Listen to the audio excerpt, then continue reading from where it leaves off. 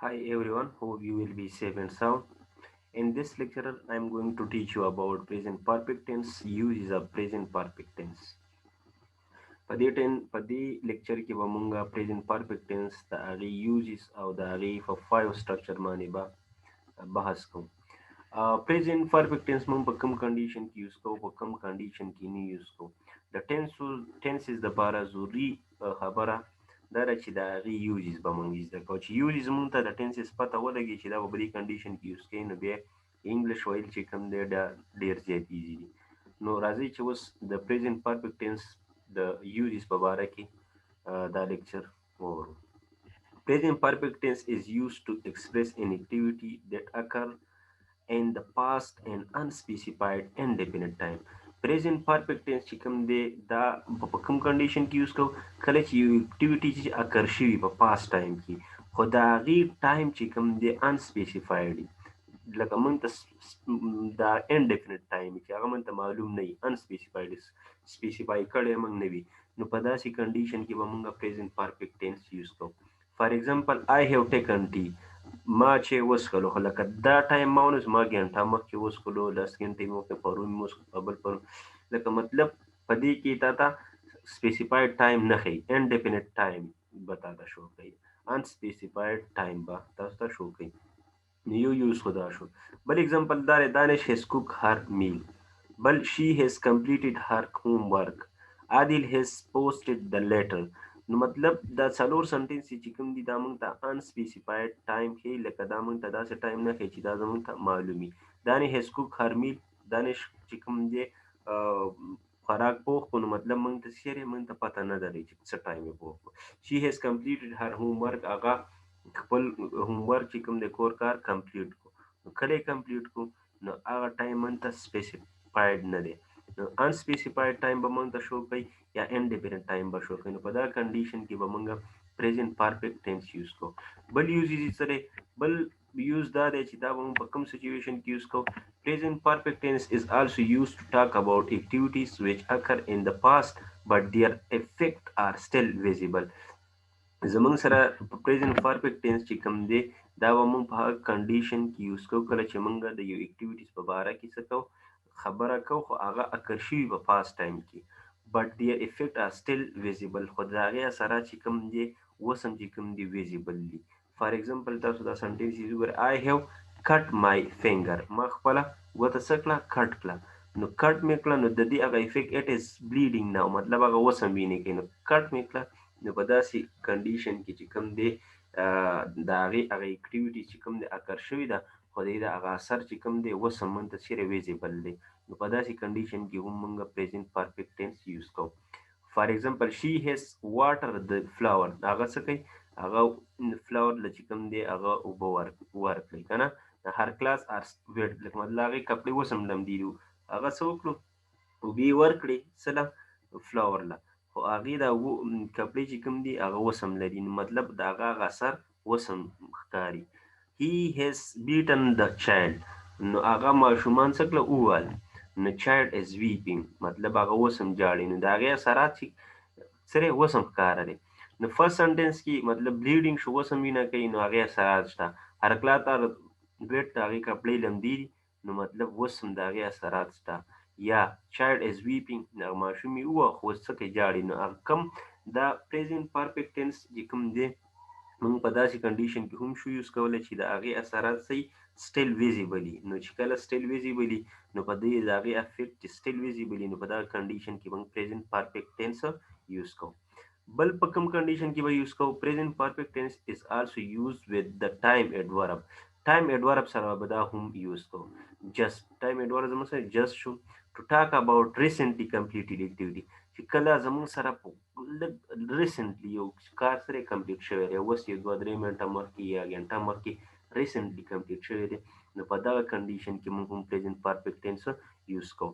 فار ایگزامپل the airplane has just landed airplane چې کوم دی اوس کېناستو نو چې ریسنټلی کمپلیټډ شو. یا فرحت has just left the office فرحت چې کوم دی هغه آفیس نه اوس ووتو نو مطلب په دا کنډیشن کې لکه ریسنټلی یو کار کمپلیټ شو په دا کنډیشن کې موږ پریزنټ پرفیکټ ټینس یوز کوو.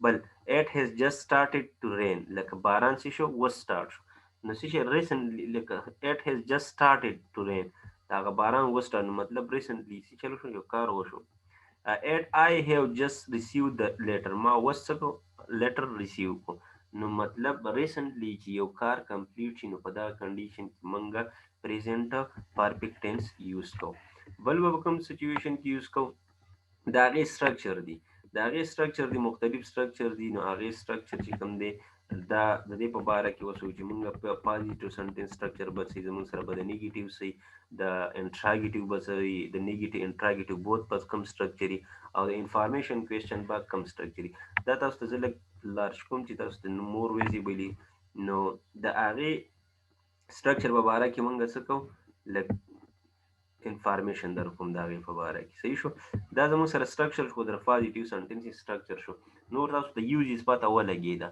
او د پریکټس د لپاره تاسو د لپاره چې کوم دی هغه پریکټس تاسو په خپل کوو موږ راځو پازیټیو سنټنسز څنګه چې موږ پریزنت سمپل ټنس کې سټرکچر کړیو پازیټیو پریزنت کنټینیوس کې کړیو نو نن موږ دا پریزنت پرفیکټ ټنس کې دا غي پازیټیو سټرکچر کوو پازیټیو سټرکچر وسنګي د ټولو نه ضروری خبره اول خبره subjects لګولي به his have دا د دې ټنس هیلپینګ ورب دی به past participle past participle form یا مطلب دی د third form of the verb هم ویل کی په دې کې موږ past participle form لګاو او بیا دا غې نه بعد چې کله object وینو object په ولګاو نو دا his او have دا به چا سره لګاو his دا زموږ سره د ټنس هیلپینګ ورب دی دا په دې کنډیشن کې لګاو کله چې زموږ سره subject he she it یا singular noun صحیح شو نو بیا به موږ his لګاو کله چې زموږ سره سبجیکټ آی وی یو د پلورل نه ونی نو بیا به دې سره مونږه هیو لګو هیلپینګ ورب اوکې اوس دې باندې تاسو لږ پریکټس وکړئ he has written a letter he has written in assignment he has written an essay he has written an application he has written a paper به شي او به singular noun په دې تاسو ته مطلب یو لیکي علي یا وات ایور دا تاسو علي باندې سنټین جوړ کړئ یا بل فیمیل ولیکئ نو دا به دا ستاسو د پریزنټ پرفیکټ ټنس د پازیټیو سنټنسز څه شو پریکټس شو نو تاسو چې په ریټم باندې پریکټس وکړو به he has played talked washed seen visited cooked fought spoken painted نو بس he باندې به I have written I have played I have talked I have watched I have seen I have visited I have cooked I have fought I have spoken I have painted نو دا یوزز په بیس باندې به تاسو دا پریکټس کوئ نو به وسره دا چې تاسو په آی او وی یو دی او پلورل ناون باندې دا چې پریکټس وکړو په ریټن پلیټ ټاک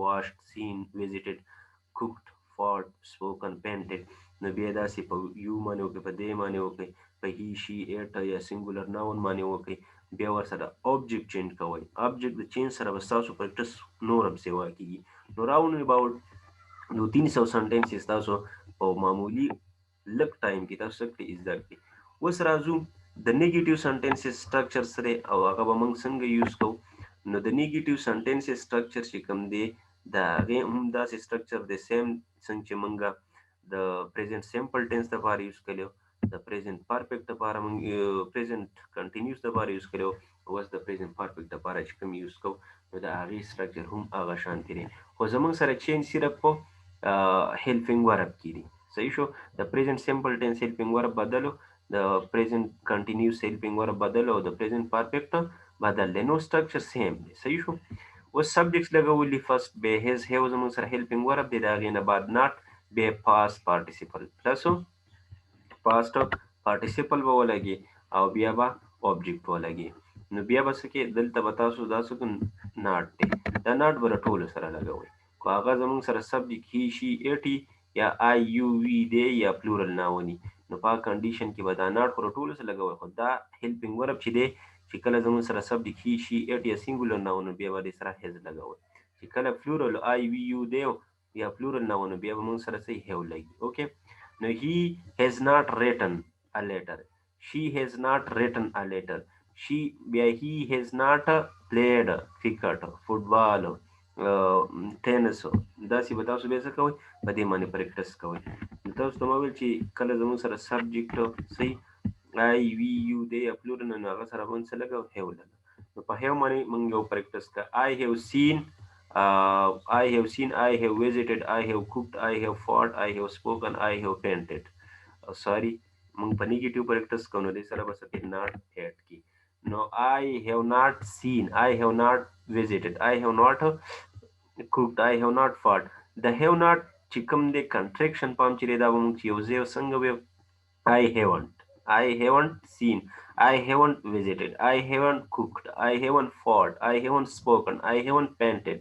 So you should we haven't seen. We haven't visited. We haven't cooked. We haven't fought. We haven't spoken. We haven't painted. نو داسې به تاسو بیا په دې باندې پریکټس وکړئ. اوس راځو د کوېسچن سنټنسز. دا کوېسچن سنټنسز به موږ څنګه پریکټس کوو. د کوېسچن سنټنس کې چې کوم دی هغه هم سمپل رولز دي. د هغې رولز چې کوم دی هغه د څنګه چې موږ د پریزنټ سمپل ټینس کې کوېسچن سنټنس یې جوړولې داسې موږ په پریزنټ کنټینیوس کې موږ څنګه جوړولې داسې په پریزنټ پرفیکټ کې هم داسې جوړو.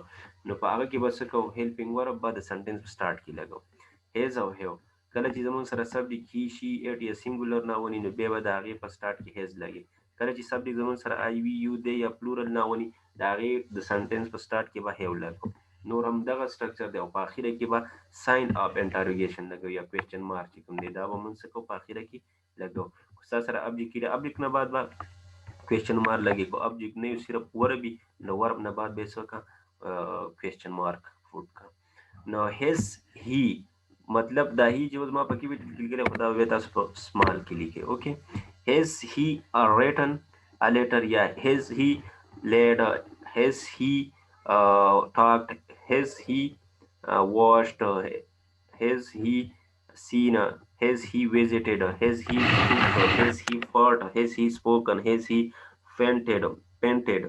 No be have many practice waka, have I written, have I played, have I talked, have I watched. Question की मन सको देखिए मंगा question सको erase को no दी के बता सुधा सी practice करी. Okay.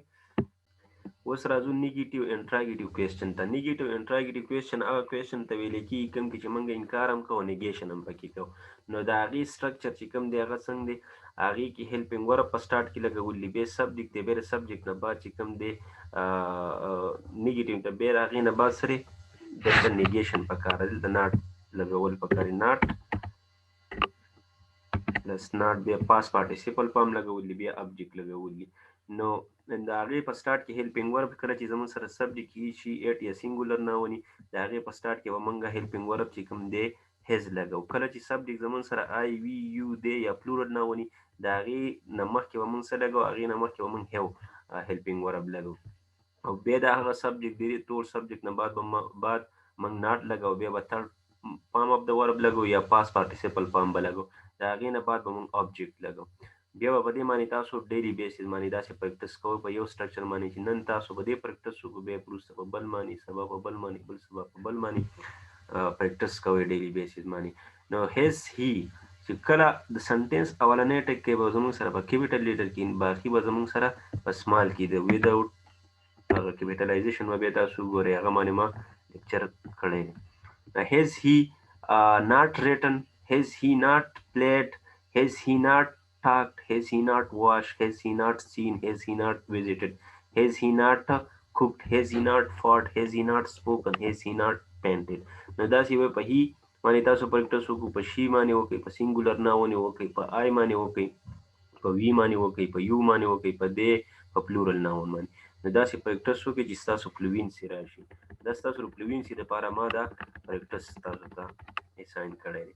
اوس راځو انفارمیشن کوېسچن د هغې سټرکچر سره انفارمیشن کوېسچن کې به موږ انفارمیشن غواړو په هغه کې به لږ مور ډیټیلس انسر ورکړی کېږي.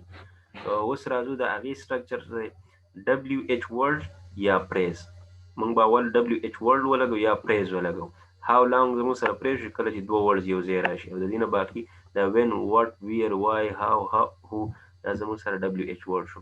د هغې نه بعد هیز یا هیو سبجیکټ زموږ سره هیلپینګ ورب هیز یا هیوي نو بیا به دا لګي بیا سبجیکټ بیا پاس پارټیسیپل پام بیا آبجیکټ په دې باندې به څه وکړو په دې باندې به پریکټس وکړو. نو سبجیکټ چې کله زموږ بیا به سبجیکټ چې کله زموږ سره هی شي اټ یا سینګولر نه ونی نه د هغې نه مخکې به هز لګي. او helping verb به اول به WH word، بیا helping verb، بیا subject، بیا verb او بیا object لګول دي. دا یې فارموله ده. نو when his he written، when his she written، when his uh, he played or talk was seen visited cooked fought spoken painted. په دې باندې پریکټس وکړئ. او د دې نه بعد چې کله زموږ سره ابجیکټ نو، د دې نه بعد به تاسو ساين اف انټروګیشن لګوي یا کوېسچن مارک لګوي. چې ابجیکټ درسو د ابجیکټ نه بعد به څه کوئ؟ ساين اف انټروګیشن لګوي. اوکې.